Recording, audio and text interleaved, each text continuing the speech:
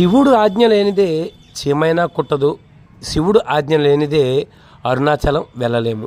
ఇది పురాణాలు చెబుతున్న చక్కటి తత్వం. ఇటువంటి గొప్ప శివాలయం ఉన్న ప్రాంతం అరుణాచల పుణ్యక్షేత్రం.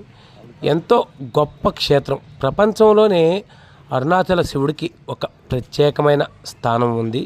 ఎందుకంటే అరుణాచలంలో అడుగడుగున మనం చూడాలాగానే అనేకమైన అద్భుతాలు కనిపిస్తాయి.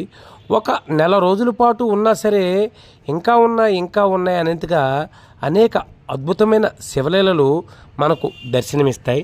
ఆ శివుడి యొక్క లీలలు మనం కన్నులారా తదేకంగా చూసి తరించే దర్శన భాగ్యం మనకు అరుణాచలంలో ఉంది. అదేవిధంగా అరుణాచలంలో మనకు పాతాళలింగం ఎంతో ప్రసిద్ధి.